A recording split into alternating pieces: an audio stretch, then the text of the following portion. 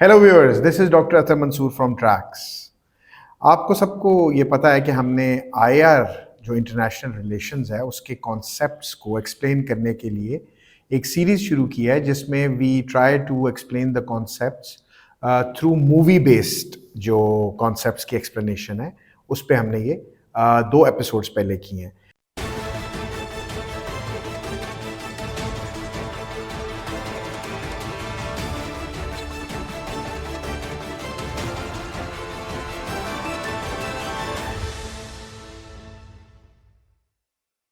First episode हमारी 13 days पे थी जो कि कोल्ड वॉर इरा के ऊपर एक मूवी बनी है, स्पेशली क्यूबन मिसाइल क्राइसिस के हवाले से।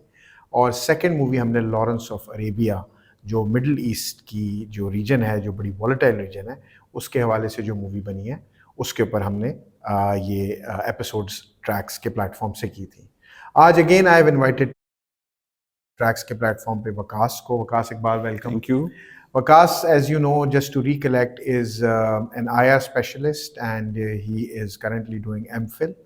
और जैसे पहले एपिसोड्स में भी मैंने बताया कि he has been teaching IR for more than a decade, around 15 years. आज की जो मूवी हमने सेलेक्ट की है इंटरनेशनल रिलेशंस पे रोशनी डालने के लिए, इस मूवी का नाम है ब्रिज ऑफ स्पाइस। ये 2015 में मूवी रिलीज़ हुई और इसमें जो मेन कैरेक्टर है वो बहुत फेमस एक्टर हैं हॉलीवुड के, टॉम हैंक्स उनका है और उन्होंने बड़ा अच्छा प्ले किया इसमें रोल। वकास थोड़ा एक्सप्लेन भी करेंगे, लेकिन वकास ज़रा पहले ये बताइए कि ये मूवी आपने चूज़ क्यों की, ब्रिज ऑफ स्पाइस, और ये किस इरा की मूवी है? सर ये कोल्ड वॉर एरा की मूवी है, जस्ट लाइक 13 डेज मूवी जो कि क्यूबन मिसाइल क्राइसिस की थी।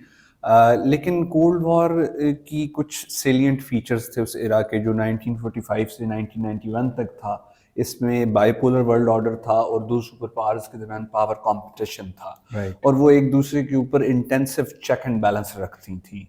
और उस चेक एंड बैलेंस को रखने का एक तरीका तो था मैकेनिकल एस्पियोनेज, जो कि U2 जैसे एडवांस्ड प्लेन के जरिए 70,000 फीट के एल्टीट्यूड से पिक्चर्स ली जाती थी। क्यूबन मिसाइल क्राइसिस वाले 13 डेज में भी हमने यही देखा था जी। और दूसरा ये था कि जो स्पाइज हैं वो दोनों साइड्स पे मौजूद होते थे।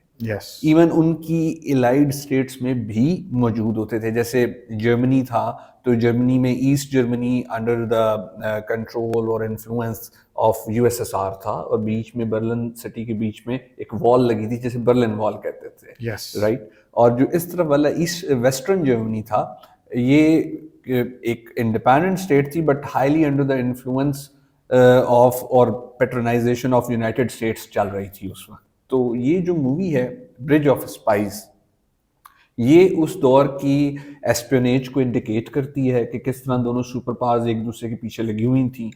और फिर ये भी हमें बताती है कि दोनों सुपर पावर्स ने किस तरह एक प्रोफाउंड थिंकिंग, एक मैच्योर थिंकिंग का मुजाहरा करते हुए स्पाइस को अरेस्ट तो किया, उन्हें इंटेरोगेट भी किया, उनके ट्रायल्स भी किए, बट उन्होंने उन्हें डेथ पेनल्टी पे एग्जीक्यूट नहीं किया। और फिर आगे जाके ये वाली अप्रोच दोनों के दरमियान अपने अपने स्पाइस को एक्सचेंज करने का एक जरिया बनी। और उनका एक्सचेंज चूंकि एक ब्रिज पे होता था जर्मनी के अंदर, अब उसको नेम दे दिया गया ब्रिज ऑफ स्पाइस। तो this movie is very much inspired from the true events which had happened during the Cold War, and it deals specifically with the exchange of spies between USA and USSR, former Soviet Union, yes, जो 1991 से disintegration से पहले USSR कहलाता था। अच्छा वकास, इस movie में what are the main concepts of IR which have been highlighted, or what are the learnings for IR students specially? इसमें जो सबसे अहम कॉन्सेप्ट है वो है बैक चैनल डिप्लोमेसी। ऑलराइट, तो आप थोड़ा एक्सप्लेन करें। जी मैं आपको बताता हूँ मूवी है क्या। मूवी ये है कि मूवी के बिल्कुल एट द आउटसेट पे एक सोवियत जो स्पाई होता है वो उसको FBI अरेस्ट कर लेती है न्यूयॉर्क के स्पर्ब्स में से, ब्रुकलिन में से या कहीं से। राइट। वो एक आर्टिस्ट बन के वहाँ रह रहा होता है, अपने स्केचेस बनाता है, बट वो पकड़ा जाता है और वो एस्पियोनेज कर रहा है वो सोवियत यूनियन। राइट। ठीक है। बाद में और FBI उसको अरेस्ट करती है।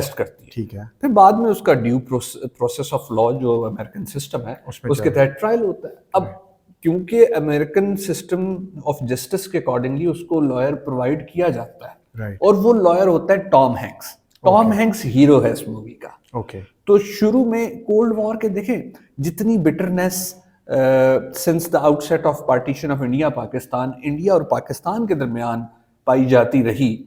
हम मूवीज में भी देखते रहे, वैसे भी देखते रहे कि अगर कोई स्पाई इधर पकड़ा गया, अंसार बर्नी ने उसकी वकालत शुरू कर दी, एडवोकेसी शुरू बिल्कुल, कर दी, तो बिल्कुल, जो इंतहा पसंद है कोई किसी के घर पे हमला कर देता है या उनके लिए हालात मुश्किल कर देते हैं कि क्यों, पोलराइज्ड एक एनवायरनमेंट होता है ना। तो इस मूवी में दिखाया गया है कि यूएस का भी जो एटमॉस्फेयर था within US as a society towards USSR, वो उस एरा में कितना पोलराइज था राइट, कि टॉम हैंक्स जो कि अपनी एक ड्यूटी कर रहा था बीइंग अ लॉयर, उसकी कोई पर्सनल एफिलिएशन या फीलिंग्स एज सच नहीं थी इस स्पाई के लिए, वो अपनी एक ड्यूटी कर रहा था। राइट, तो उसके घर पे अटैक होता है, पुलिस जो उसे रेस्क्यू करने आती, तो पुलिस का एक इंस्पेक्टर लड़ पड़ता है टॉम हैंक से कि तुम क्यों सोवियत्स को रेस्क्यू कर रहे हो। उसके घर वाले परेशान हो जाते हैं कि तुम ये केस छोड़ दो, लेकिन उसके पास एक विजन होता है। वो उस विजन ये होता है कि जी ये इंसान जो है जिसको हमने अरेस्ट किया है ये हमारे लिए बुरा है, पर ये अपने मुल्क के लिए तो अच्छा है, राइट। और जो अमेरिकन जस्टिस सिस्टम है वो फेयर ट्रायल का राइट देता है। राइट, तो डेथ पेनल्टी देना इसको ठीक नहीं है, क्योंकि इसका लॉन्ग रन में काउंटर प्रोडक्टिव रिजल्ट होगा। तो डेथ पेनल्टी अगर नहीं दी जाएगी, तो अगर कल को कोई हमारा भी स्पाई वहां पे अरेस्ट होगा, तो इसका इम्पैक्ट हमारे इस डिसीजन, इस जजमेंट का वहां पे नजर आएगा एंड वी कैन एक्सचेंज। तो पहला हिस्सा मूवी का ये है कि ट्रायल चलता है और जो कुछ होता है मैं बता चुका हूँ। तो शुरू में जो CIA और FBI है ये इस बेचारे टॉम हैंक्स के पीछे लग जाती है कि तुम क्यों इसको इतना इंटरेस्ट लेके कर रहे हो, बस जस्ट फॉर्मेलिटी पूरी करो, राइट। तो एक दफा तो बड़ा एक इंटरेस्टिंग इंसिडेंट होता है। एक एजेंसी का जो एहलकार है, FBI का शायद या CIA का, वो इसको चेज कर रहा होता है। ये उसे बुला लेता है कैफे में, आओ बैठो, बैठ के बात करते हैं। ये उसे पूछता है कि तुम्हारा बैकग्राउंड क्या है, वो पता नहीं किस कंट्री का नाम लेता है, तो फिर ये अपना बताता है कि जी मैं मदर और फादर दोनों साइड से बेल्जियम से हूँ। उसे कहता है तुम्हें पता है कौन सी चीज़ है जो हम दोनों को अमेरिकन बनाती है, हम दोनों को कनेक्ट करती है। वो कहता है आई डोंट थिंक सो, या इस तरह कोई जवाब देता है। तो ये कहता है rule book, the US constitution. Okay, ठीक, ये हमें तो कनेक्ट करता है, ये हमें कनेक्ट एक करता है। प्लेटफॉर्म पे कहने लाता को हम और तुम एक डिफरेंट फैमिली बैकग्राउंड, से एथनिक बैकग्राउंड और एक रूट्स रखते हैं, लेकिन Right, हमें लेकिन कनेक्ट but कौन सी चीज करती वो है, द US US कॉन्स्टिट्यूशन, जिसको law. रूल बुक कहा जाता है, राइट, राइट। राइट, एक तो इसमें सिग्निफिकेंस कॉन्स्टिट्यूशन की दिखाई गई है। राइट, राइट, तो वो उसको कहता है कि तुम मुझे चेज मत करो, तुम्हें पता है मैं क्या कर रहा हूँ, मैं एक लॉफुल ड्यूटी कर रहा हूँ और वो मैं करूंगा। अब क्या होता है कि वो ट्रायल तो हो गया, उसको sort of life imprisonment announce हो जाती है, राइट, राइट। तो फिर अगला मूवी का हिस्सा ये होता है कि CIA जो है ना इसी टॉम हैंक्स की हेल्प लेती है। ओके, अपने जो एक गेरे पावर, एक U2 का वो जो इंसिडेंट होता है, पाकिस्तान से U2 उड़ता है और उसको USSR की एयर स्पेस में गन डाउन कर लिया जाता है, शॉट डाउन कर लिया right, जाता है। right, right. तो वो फिर उसको प्रोड्यूस कर देते हैं इंटरनेशनल मीडिया के सामने, राइट। तो उसको एक्सचेंज किया जाता है इस मूवी में। तो उसमें हेल्प ली जाती है इसी टॉम हैंक्स की, क्योंकि डायरेक्ट अमेरिकन गवर्नमेंट इस पोजीशन में नहीं होती कि वो निगोशिएट करे। वो ईस्ट जर्मनी भेजते हैं सोवियत कॉन्सुलेट में टॉम हैंक्स को, ये डील कंक्लूड करता है उनके साथ, और इस तरह फिर ब्रिज ऑफ स्पाइस पे एक्सचेंज होता है। Alright. और फिर ये एक्सचेंज चलता रहता ठीक है। है। तो आपने एक ये बात की बैकडोर जो बैकडोर डिप्लोमेसी या बैक जो चैनल है। डिप्लोमेसी, इसको ट्रैक 1.5 भी कहते हैं। Right. और ये इनडायरेक्टली की जाती है, but with the patronization of government of the time की जाती है। दोनों साइड्स पे गवर्नमेंट्स को पता होता है कि हमारे लोग क्या कर रहे हैं। Right. दूसरा इंपॉर्टेंट चीज है सॉफ्ट पावर दिखाई गई है इसमें, अच्छा, लॉ की पावर दिखाई गई है। जोसेफ नाई का जो जी, कॉन्सेप्ट है। जोसेफ नाई का कॉन्सेप्ट सॉफ्ट पावर, ऑब्वियसली जब आप बगैर लड़ाई के, बगैर आर्म्ड कॉन्फ्लिक्ट के कोई भी क्राइसिस डिफ्यूज करते हैं, उसे हल कर लेते हैं, तो वो सॉफ्ट पावर की कैटेगरी में फॉल करता है। Alright. तो इसमें US का जो जस्टिस सिस्टम है उसकी स्ट्रेंथ दिखाई गई है, जो इटसेल्फ सॉफ्ट पावर के अंदर ही एम्बेड हो जाता है USA की।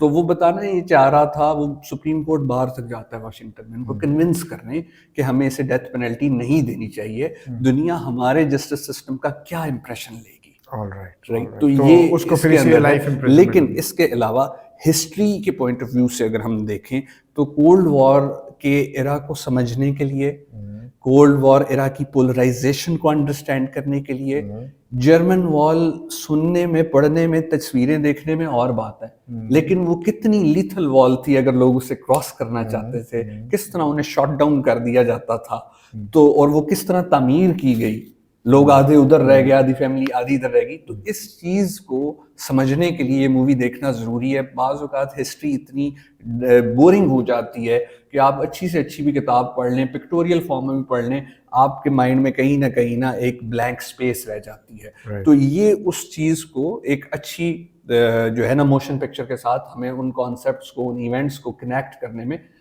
मदद देती है। ग्रेट। अच्छा वकास, ये बताइए कि ये जो हमने तीनों पहले हमने 13 डेज की, फिर हमने लॉरेंस ऑफ अरेबिया की, अब आज हम ब्रिज ऑफ स्पाइस कर रहे हैं, ये मुझे ऐसा लगता है कि ज़्यादा हिस्टोरिकल पर्सपेक्टिव पे ज़्यादा आप लाइट शेड करते हैं, तो ये आईआर की बात हम जो व्यूअर्स को एक्सप्लेन करना चाह रहे हैं वो कहाँ है बीच में? वो कॉन्सेप्ट्स तो आप ले आए आज, सॉफ्ट पावर का भी और बैक चैनल या बैकडोर डिप्लोमेसी का भी, तो वो ज़रा थोड़ा वो भी एक्सप्लेन करें। Well, thank you so much for this question. इसमें मैं यही कहूँगा सर कि learning IR, international politics, or even domestic politics without history, History is it's an irony. Right right Right, तो right, हिस्ट्री जो है ना हमें एक्चुअली सब्जेक्ट मैटर प्रोवाइड करती है, जिसके ऊपर हम उन कॉन्सेप्ट्स को अप्लाई होता हुआ यहाँ देखते हैं या अप्लाई करने की कोशिश करते हैं। अगर ये ना हो तो इवन कोई रिसर्च ही आईआर में प्रोड्यूस शायद ना हो पाए। राइट, तो हिस्ट्री की बड़ी रेलेवेंस है। और कोल्ड वॉर के एरा को आज इस तरह से देखा जाता है कि हम कह रहे हैं कि जी जो यूएस, चाइना और रशिया का करंट कंपटीशन है, इसको न्यू कोल्ड वॉर कहा जा रहा है। Right. अब अगर कोल्ड वॉर ना हुई होती तो हम इसे न्यू कोल्ड वॉर कैसे कहते? बिल्कुल ठीक है, बिल्कुल ठीक है। व्यूअर्स, मैंने कहीं पे किसी से सुना था ये कहते हुए कि किसी फिलोसफर ने ये बात की थी, history without political science has no root and political science without history has no fruit. तो इंटरनेशनल रिलेशंस भी पॉलिटिकल साइंस का एक ब्रांच है और political science, I don't know ये किसने कहा है and maybe I am wrong in quoting it, so please forgive me for that, but इसका मकसद यही है कि जैसे वकास ने कहा है कि हिस्ट्री और पॉलिटिकल साइंस को सेपरेट नहीं किया जा सकता, पॉलिटिकल साइंस और हिस्ट्री को नहीं किया जा सकता, और इसी तरह आईआर को भी हिस्ट्री से सेपरेट नहीं किया जा सकता, क्योंकि आईआर भी पॉलिटिकल साइंस की एक ब्रांच है। पॉलिटिकल साइंस एक मैक्रो लेवल का सब्जेक्ट है, एक बड़ा सब्जेक्ट है, जैसे इकोनॉमिक्स एक बड़ा सब्जेक्ट है, उसके अंदर से फाइनेंस भी इकोनॉमिक्स में केनेसियन मॉडल समझना है तो फिर भी हिस्ट्री देखनी पड़ेगी ना। तो ही इज राइट कि ये जो दो कॉन्सेप्ट आज हमने डिस्कस किए हैं, बैक चैनल बैकडोर डिप्लोमेसी के और सॉफ्ट पावर के, बड़े इंपॉर्टेंट हैं आईआर के, और ये हिस्टोरिकली समझने ज़रूरी है कि दोनों जो सुपर पावर्स थी बायपोलर वर्ल्ड में, उनका आपस में क्या कॉन्फ्लिक्ट था और वो एक दूसरे की इंफॉर्मेशन गैदर करने के लिए क्या कुछ करती थी और कैसे रेस में आगे रहने की कोशिश थी। एक लास्ट क्वेश्चन की तरफ आते हैं वकास, क्विकली जरा व्यूअर्स को ये बता दीजिए कि मेन टेक अवे क्या है इस मूवी से? इसका मेन टेक अवे ये है कि अगर हम टॉम हैंक्स के कैरेक्टर देखें तो वो हमें ये बताता है या दिखाता है कि when you are right in your thinking then come what may, continue. Right, शुरू में आपको प्रॉब्लम्स आएंगे, मेसी ट्रैक होगा, लोग रोड ब्लॉक्स आएंगे, स्टम्बलिंग ब्लॉक्स होंगे, चैलेंजेस होंगे, at the end if you remain consistent तो फिर यही लोग आपको फॉलो करेंगे, यही आपके दोस्त बनेंगे, यही आपके स्किल को यूटिलाइज, जैसे उन्होंने फायदा बाद में टॉम हैंक्स से लिया, टॉम हैंक्स जो पाकिस्तान वाला उन्होंने इंसिडेंट यूट्यूब। लेकिन इससे हमें ये भी पता चलता है कि यूएस की सोसाइटी, यूएस के पॉलिटिकल सिस्टम के अंदर ना एक ओपन माइंडेड अप्रोच एग्जिस्ट भी करती है। एग्जैक्टली राइट, वो लाइबिलिटी को एसेट बनाना जानते हैं। Exactly. लेकिन अनफॉर्चुनेटली ये जो थर्ड वर्ल्ड कंट्रीज हैं, हमारे वाले साउथ एशियन कंट्रीज हैं, यहाँ अभी तक ये अप्रोच ग्रो नहीं कर सकी, यहाँ अभी तक क्योंकि ये मेरे ख्याल डेवलपमेंट की स्टेज ऐसी है ना कि इंस्टीट्यूशंस एम्बेड नहीं हुई सिस्टम में, इवॉल्व नहीं हुई हैं। यूएस की, यूके की सिस्टम्स में इंस्टीट्यूशंस बहुत इवॉल्व। बिल्कुल ऐसे ही। Right, great Waqas, thank you so much. Viewers, I hope you will enjoy more videos like this जो हम फ्यूचर में करेंगे, और पिछली वीडियोस को भी मैं आपसे रिक्वेस्ट करूंगा कि ज़रूर देखें, स्पेशली 13 डेज भी और लॉरेंस ऑफ अरेबिया भी, और subscribe to Tracks YouTube channel. Stay tuned for more, join tracks.